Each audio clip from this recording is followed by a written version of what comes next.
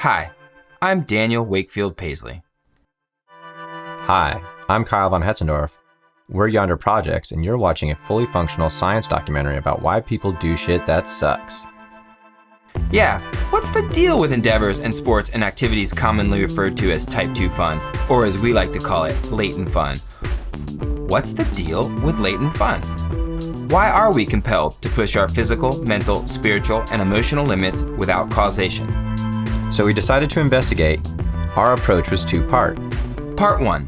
Ask experts across a broad spectrum of disciplines, neuroscientists, rabbis, psychologists, clairvoyants, to tell us what they think about the question of why based on their field of study. Part 2. We also wanted to observe practitioners, athletes in a real-world and real-time suck scenario. We wanted subject athletes to observe and interview, to provide testimony and anecdotal insight. To do this, we needed a controlled environment, an event, a competition that is the pinnacle of sucks. Everyone knows that the Dirty Kansas 200, the world's premier gravel race, is the pinnacle of sucks. The hope was to marry the academic and abstract data obtained in Part 1 with the real-world data collected in Part 2, the results of which would lead us to a better understanding of why latent fun is a thing. To that aim, it was determined that we would need 5 subject athletes. It was also determined that to truly get the most out of our subject athletes, they would need a personal challenge, a time to beat. So we asked the world to send us submission videos, and we received thousands. Not only would we train them, race them, and do investigation on them at the Dirty Kansas, we would use that time to beat to inspire them to push their physical, mental, spiritual, and emotional limitations. When you reach this place, this highest place, it's a place of the utmost depletion, where you become least a self, because you've given everything to this quest. It's at that moment where you break through to becoming part of that which is all there is. When you give up on the boundaries of the self, you suddenly become aware that you are part of something so much greater than the self. Your depletion is then filled up with what the mystics call the everlasting, overflowing abundance of God, the source of life, the energy of life. And you're no longer a single self, even though you had to focus so entirely on yourself to get to that point.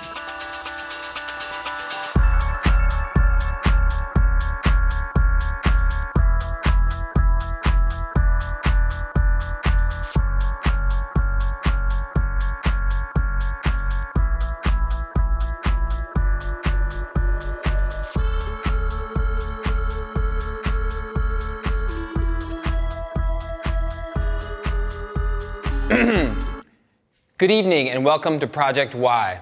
I'm Daniel Wakefield Paisley.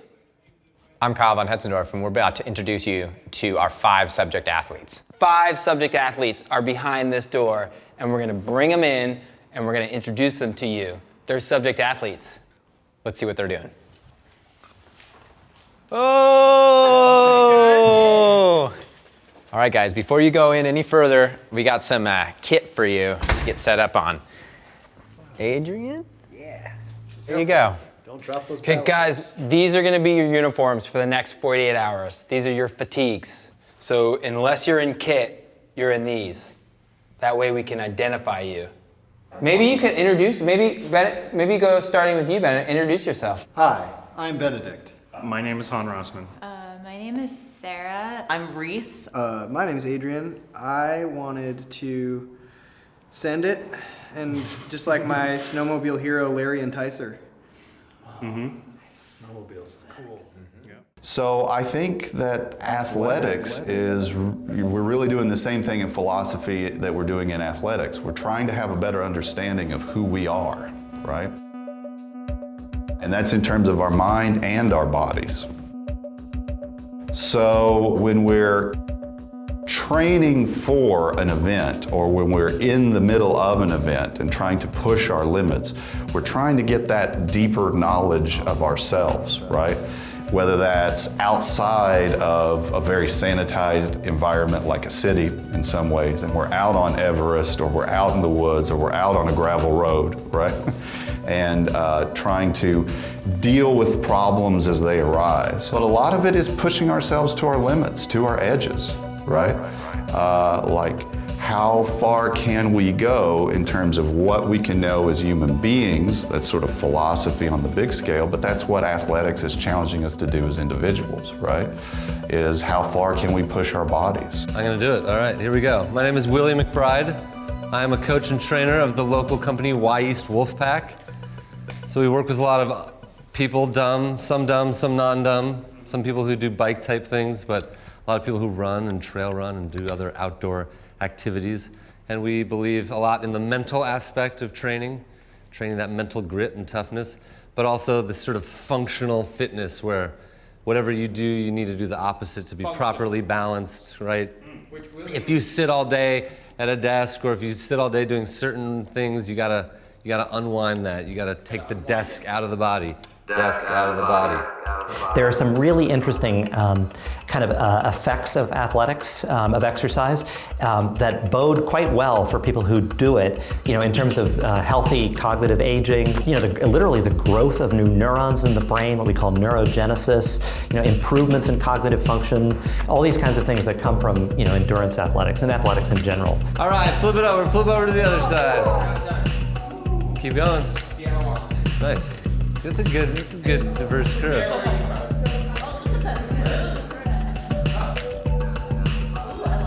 All right, 3, 2, 1, up and down on this side. Same motion, same tempo.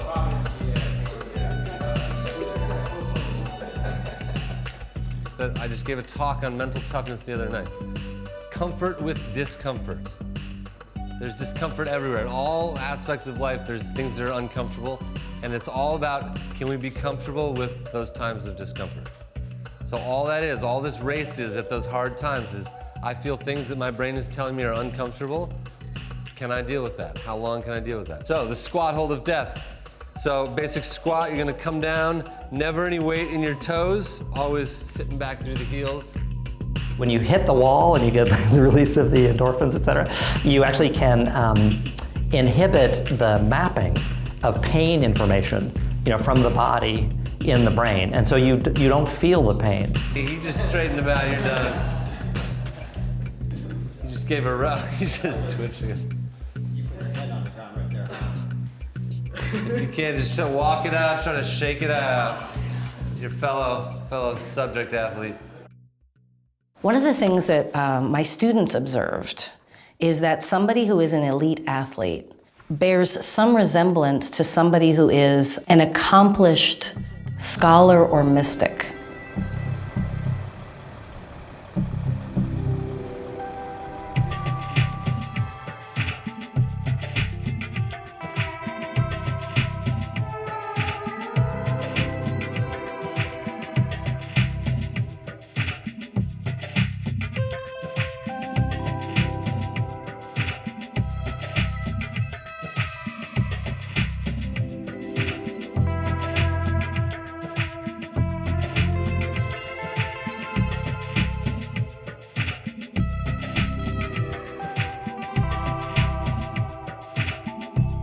So, Reese, the first thing I want to show you are your pictures. This is your before picture, and this is your after picture. You have a huge aura, it's nice and big. The bigger the better. You have to be devoted, you have to be disciplined, and you have to have some kind of a natural propensity. So if you feel like you're doing something because you have to, or because you need to, or that there's an expectation, somewhere in you that triggers I don't want to do this. So there's a certain amount of, a sense of blessing, of luck, if you get to be in that kind of a position, but also a willingness really to make the most of it, and also to see it as a value you want to strive for. So one of the things that happens for you, exercise and physical movement really pushes you to deal with your emotional stuff. Now if you have the tools to deal with that, I have no doubt that you will mentally power through it and make it happen. what it's suggesting is that before you were less apt to communicate your truth. Afterwards, you're somehow more driven to communicate your truth. It's like you're clear, you're more focused. You have not only energized the body but the mind as well. I appreciate all of you coming in today to do this and allowing yourself to be open and vulnerable to have the reading and go there. I hope I wasn't too personal with anyone. Listen to you. You're your own best guide. So thanks again. Thanks. Thanks. Cool.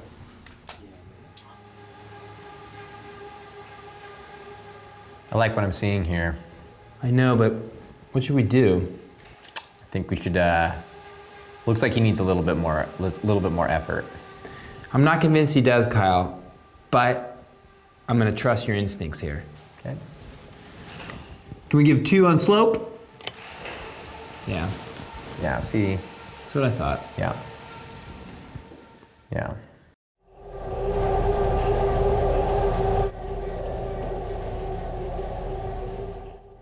I like to see out of the saddle, give some out of the saddle performances. That happened fast.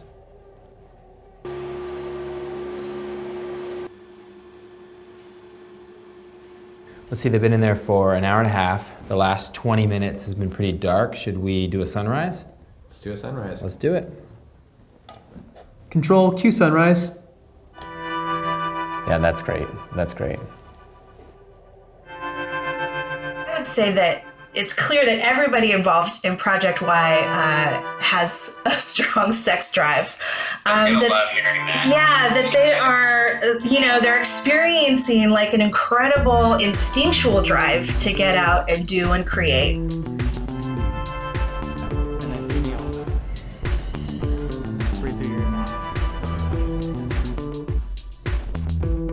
I think it's a little bit about what I would call the addiction to intensity.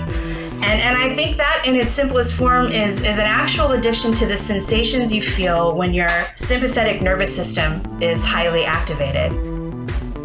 And some people love that feeling. And if you actually go far enough and almost sort of like go over the red line, you get like kind of, sometimes very beautiful trance states.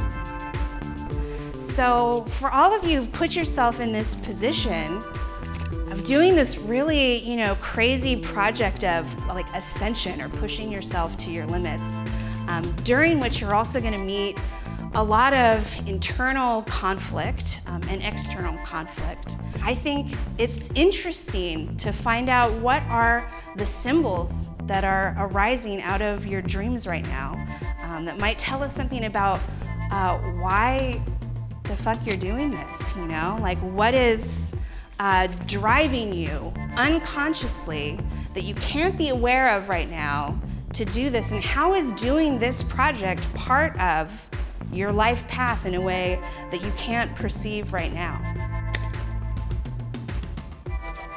All right. The internet says that Ted King's winning time was 11 hours and 50 minutes. 11 hours and 50 minutes. That's what the internet says based on just fact. Now, Coach Cody from Training Peaks, who has taken the information that we got from your VO2 max, which Kyle, what do you get from that? You're gonna get a threshold. You're gonna get a VO2 max. Yep. You're gonna get an anaerobic and aerobic threshold. Yeah. And out of that, he finds your power, and he puts it in the computer, and then he marries that against the Dirty Kansas course, which is plus or minus like 5% difference from last year to this year, so it's pretty accurate. And your time to beat is 14 hours and 54 minutes. Awesome. Han, if I'm doing a little math, that means you're 3 hours-ish behind Ted King. How do you feel about that? I feel pretty good if I could get within 3 hours of Ted, actually. But right now, today, your time to beat is 14 hours and 55 minutes. Okay, I think I can do that. Would you like to know your time to beat? I would. 15 hours and 6 minutes. Okay. How do you feel about that? Like, kind of reasonable, but I feel like I could go faster than that. Would you like to know your time to beat? Or should we just start there? Why not? Should we just get it on the table? Put it on the table. Spread it out there. Well, we had a great time, 24 hours, 48 hours, whatever it was. It's great. 14 hours and 21 minutes. Cool. Did you come here with a time in mind? I had no idea. I just don't believe that. Your time to beat? 13 hours, 55 minutes. What do you think about that? That's a long time. Uh-huh. Like just, you're saying, In the span of time, I suppose it's short. Uh-huh. Perhaps just a splinter. Uh-huh. So if I think about it that way, but in the span of my taint on a saddle, getting jammed, that's a long time. Where do you think, out of the 5 athletes that are here, where do you think you placed in terms of like time to beat? I think physically I am the most refined specimen. Mentally, not so much. But just based on time to beat. I had a really nice childhood. Yeah. And I don't have anything to prove. Right. You know? Norman didn't seem to think that you had a nice He childhood. didn't, did he? Yeah. What do you think, he was like off I base? didn't Or really quite, I kind of wanted to delve more into that. I think he did too. I suppose it was unrelated to the race, so we kind of, maybe I'll give him a call. He said to give him a call. Yeah. Yeah. Did the last 48 hours give you did you learn anything that will help you? I think, no. Okay. Let me ask you a question. Yeah. If you were to look into that camera, do you have anything specifically to say to Benedict? To Benedict. You just said you wanted to beat him. Pretend like And this is Benedict. pretend that's Benedict. Like Okay. so like pretend you're like you just turn it on and you're like Okay. Benedict. You could even say Benedict. Benedict. Yeah. So, while you're really good on the gram and you look good and you've got the showy muscles, I just don't think it's applicable. And in the end, it's just all show. Awesome. Yeah. Yeah, that's awesome. Yeah, you just dropped your mic, so. Thanks, Reese. Yeah. So there's this guy, this French philosopher, Roger Causation, who broke it down into 4 different kinds of play. One was competition, or agon, which is what he called it. Another one was alia, which is like chance. The third one is mimicry, so like theater or make believe. And then the fourth one is ilinx, I-L-I-N-X, and that's about vertigo. That's about putting yourself in some sort of like topsy-turvy existential sort of difference. These moments or these experiences that kind of make you lose control, which he juxtaposes directly with this idea of like will and discipline. But I think that part of what I'm going to argue, especially through something like CrossFit, and I think with your subject athletes, a lot of that is discipline, right? A lot of it's chance, right? Are you going to get a flat tire as you like just begin the race? And then also the vertigo, like how can you tap into and like overcome some of these, like, you know, whether it's, you know, all your legs getting tired or sort of getting really dizzy, or these, you know, if you're out there for 12 hours, like what kinds of things do you sort of experience existentially that really shake, you know, that you may not get in, you know, like a pickup game of basketball.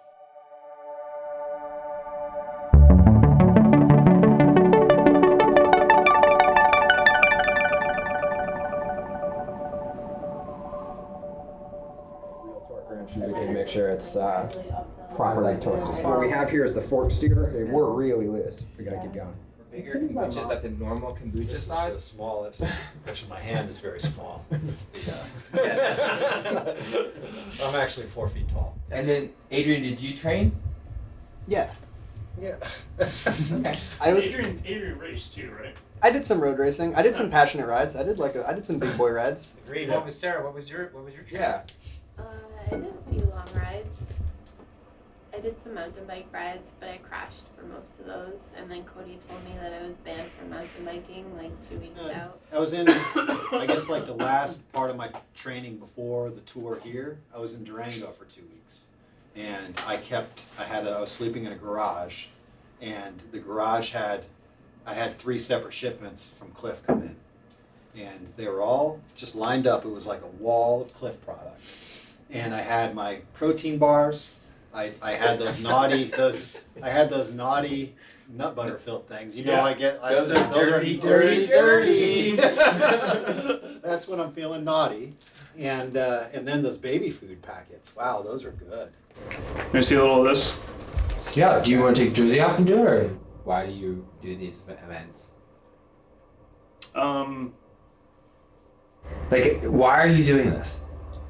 Can it just be simple as like I'm like mentally, emotionally, and physically addicted to it? I haven't done many rides over like 100 miles until I was kind of building for this event. So I'd sort of been doing a lot more high intensity stuff, which is different. Like training for road and doing like VO2 and like threshold type interval rides is a little bit more about, it's a different kind of inner tranquility to like withstand that horrible sensation. Like I had a couple little experiences training for this that were like that crystallized that idea for me. I wouldn't have given you that answer in March probably. So that was pretty cool. But I don't know. Can you repeat the question? I'm just here to kind of show people a different side of this religion. Something that is a little bit more sustainable and that will get people out there and enjoying themselves, you know, rather than thinking that this is like the pinnacle of if you're going to ride gravel, you doing the Dirty Kanza? But I'm going to do the Dirty Kanza because I'm sacrificing my body for science and you and everyone else. Of all the people racing, you're the one that's like, oh, will he finish? You know, I may not be as excited to do this race as the dentist convention in this town right now. But you know, I could finish it. You know, as far as like racing it goes. Well, why are you saying can? I will finish it. Let's do this right now. Daniel, my handshake is my word. Word is bond. Word is bond. Do you believe him? Those eyes, of course, but I can't believe any eyes. There's nothing I can't believe. That's the thing.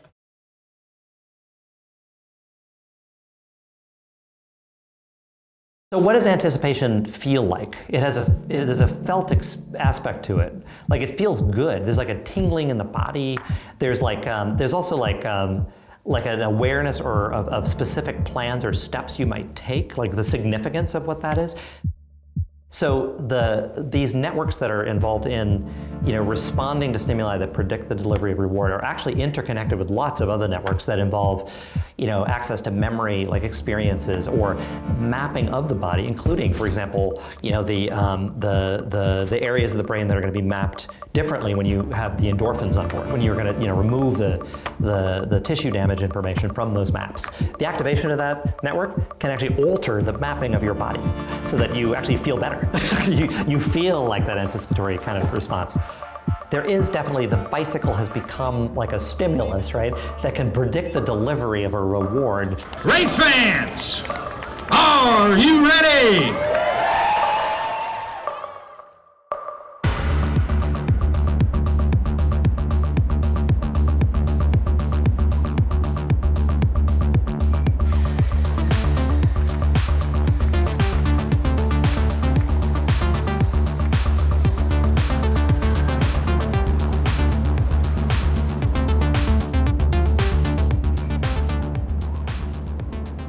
I always feel that it's very tempting to look at past cultures and assume we've made a linear progress, you know, when I don't know that we necessarily have, right? At least in terms of our psychological dispositions to the world and the other social constructions that, you know, enable this kind of life.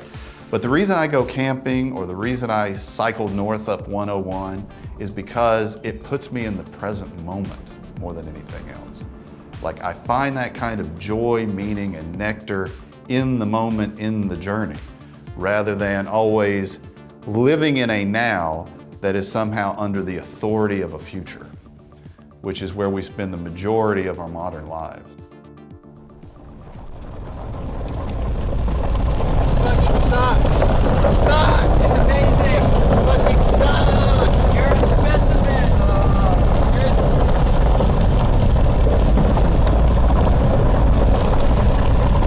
I look good though, right? Would you ever race Dirty Kanza? Just out of curiosity. Probably not. I have respect for those people.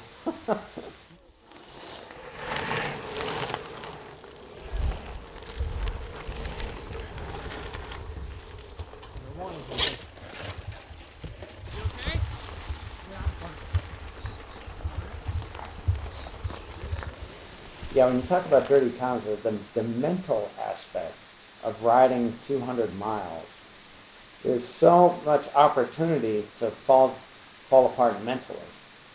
And I think it's one of the reasons I have so much respect. You look at the guys who've done well in the Ironman, Mark Allen, Dave Scott. Those guys mentally are so strong to stay so focused, and not just during that race, but imagine the training miles they're putting in that they have to stay so focused for. So I have a ton of respect for those guys, and endurance athletes. I mean, people who are training for Leadville and Kanza. I struggle with putting in the kind of time and focusing for the amount of time it needs to not only train for those things, but also to execute at those events.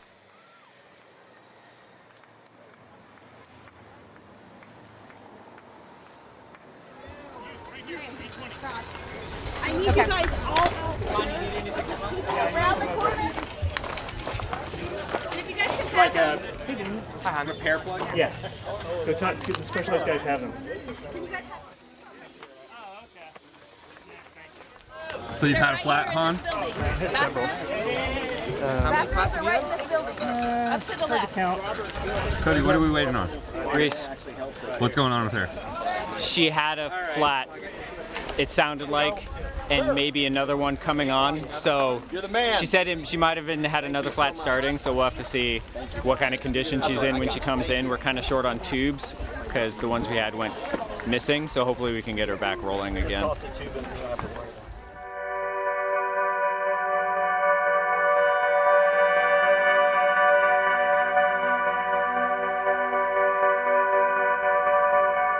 What is nutrition when it comes to sport? And I actually look at it as a key part of the discipline to actually getting that athlete to, or anybody really, to succeed at what they've set out to do. And in the last decade, there has been this growing understanding of how our genes actually influence our nutritional status. How far away am I? Like how?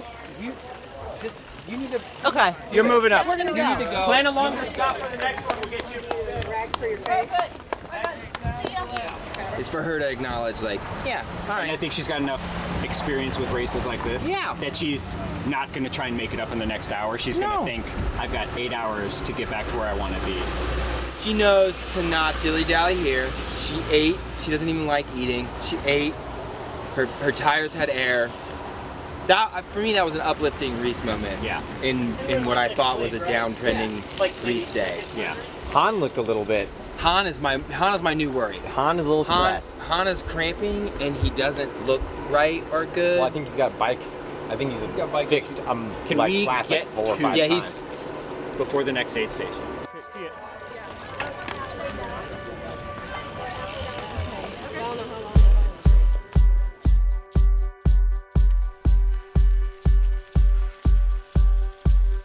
There's that saying that like how you do anything is how you do everything. There's an opportunity just for some very powerful self-reflection and like new levels of self-understanding. And it's not about whether you make it to the top. In the same way that like, we're all gonna die. Like there's the same ending to every story. This psychic, spiritual crisis within which, your true self is going to emerge.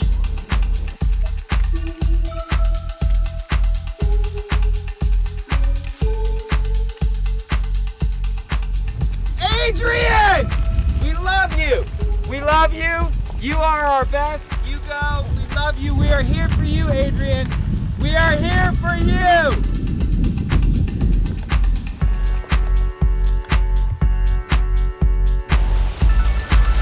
It's gonna rain on us.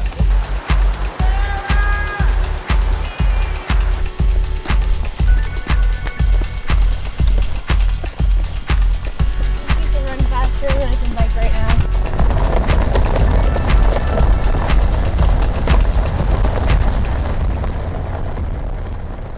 Why do you think people do this thing? I'm trying to figure it out. This day and age, some people need some kind of primal pursuit that challenges them to their utmost. Kind of mix up their day-to-day stuff. Fun, maybe? For fun? I don't know. Yeah. It didn't look like a whole lot of fun to me. It looked like torture. Stay the right up there across the timing line. Good job. Yeah, we're at the 100 mile, man. I'm telling you. Right on. All right. 100 mile to Eureka, Kansas. Thank you so much, man. Halfway home. Thank you. All right. Here's your neutral support right here, bud. I'm in.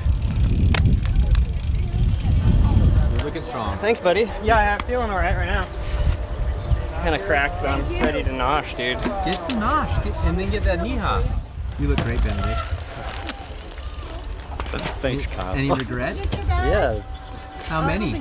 Quite a few. 66. Oh my 66. God. I can't imagine doing it all 100 miles. I cannot imagine that. Thanks. Oh. Oh.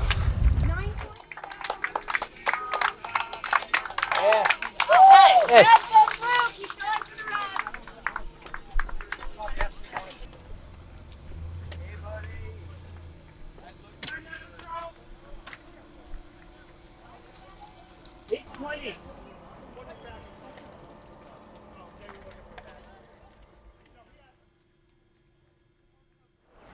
Sarah, Thank you. keep crushing it, bud. You're doing a great job. Thank you. Yes. Oh man. How do you feel, Reese? I feel good. Now it's the point of like, I can get to the finish line, I gotta get my bike to the finish line. You want to hear other good news? Yeah. You're like, you're an hour ahead. Okay, I should probably get going though. Why do people do this race? I don't know. Ask me when we get to the finish line. I think the satisfaction at the end makes it worth it. I think they kind of get addicted to the training ritual. It's a rush. Yeah.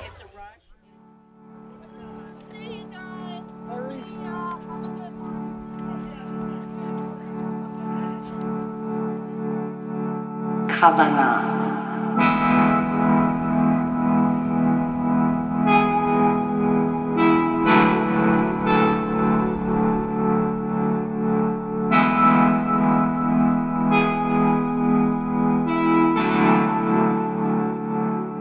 The most important thing, and this is where, as a cultural anthropologist, I will argue against even our physical anthropologists or any sort of evolutionary psychologist. I'm reaching the end, guys. I'm reaching the end. The thing that makes us human is that we seek out meaning. That's why we have kinship, understandings of kinship. It's why we have understandings of religion. It's why we do anything. It's because we have to make meaning of our lives. And it's not necessarily about being bored, but it's about, how do I want to live my life? How do I have a meaningful life? Hi, Adrian. Hey, guys. How are you? I'm totally devastated.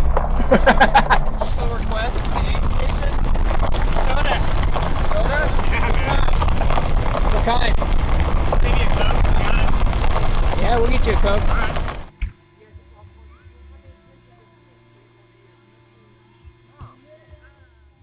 If you don't want to eat and you can drink calories, that's fine too. Holy shit, where did you come from? I just need some water bottles and some food. I don't know why, but I've been really craving one.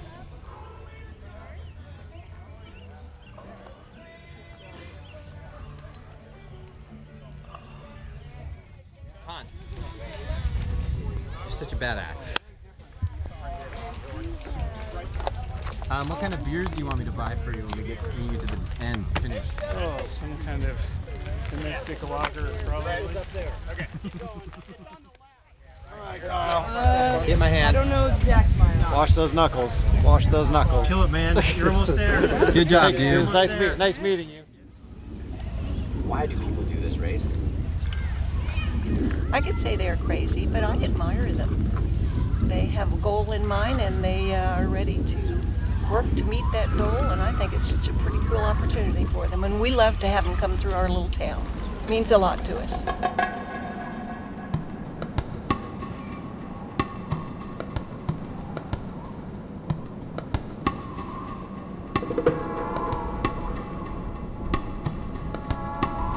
So I recently was teaching a class, and we were coming up on the finals, and I was asked if I would come and do this, and I thought, well, why not use that as an opportunity to have these students think about everything they've been learning all term and see if they would be able to answer the question, what aspects of mysticism that you've learned are in some way applicable to the idea of extreme athleticism. We came up with concepts that are important, central concepts in Jewish mysticism, concepts that are 1,000 and 2,000 years old, that apply. For example, there's a concept that's very central to the process a mystic goes through in order to undertake a mystical experience, without even getting into the nature of it, called kavanah. Kavanah literally means intention. So it's just a Hebrew word that means I'm paying attention. This is my kavanah. Over time, though, the mystics take this idea, which simply means I'm paying attention, and they push the meaning a little further and a little deeper. They say, what happens if I pay attention more? What happens if I pay attention more intensely? Where does that get me? The more I am concentrating specifically on this one act, the more of my being I can bring to it, the more power and energy I can focus upon it.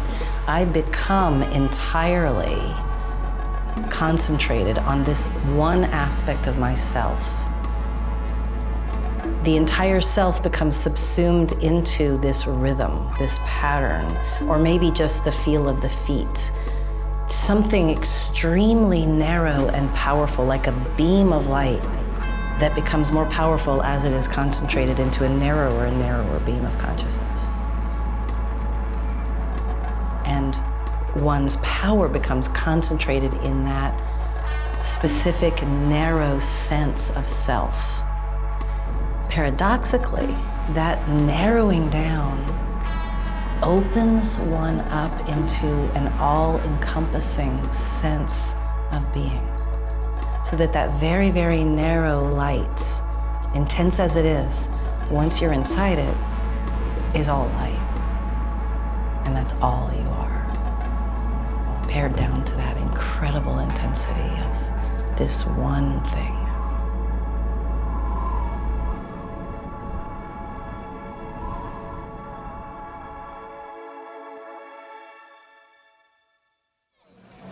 From Providence, Rhode Island, welcome in Sarah Thomas!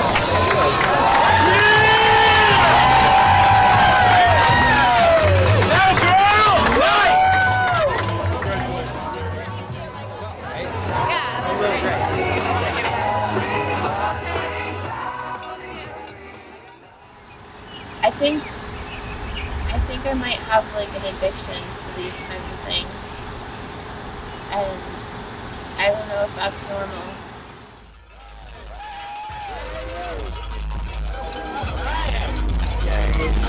You made it, man.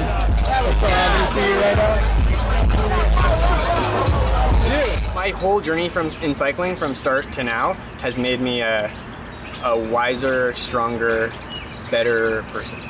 I think there's also an element of like spiritual transcendence and really inhabiting your own organism in a way that I think a lot of us in modern times don't anymore. Like to feel the amount of strain your body's under, yet also know that it's still capable of propulsion. And from Rancho Cucamonga, California, Mike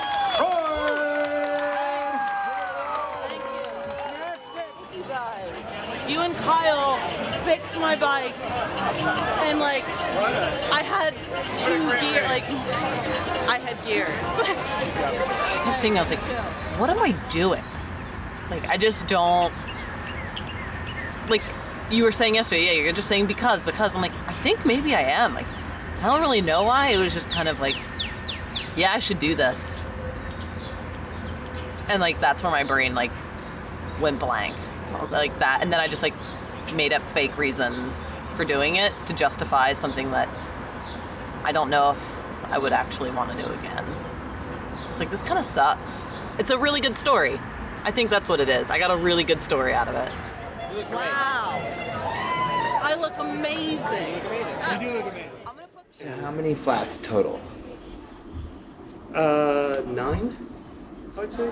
I mean, why did you complete the race? Why did you keep going? I don't want to hang out in rural Kansas. I want to get back here with my friends. And also want to finish. I think what I've learned, like people really love this shit. They love it.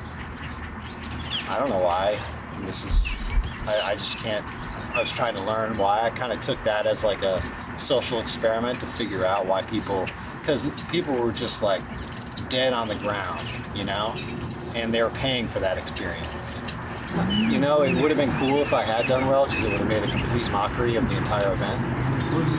If a guy, like me had placed top 10 in sandals,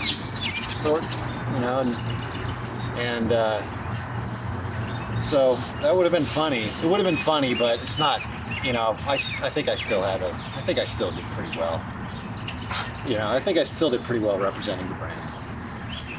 I think you did too. There's a whole movie on it.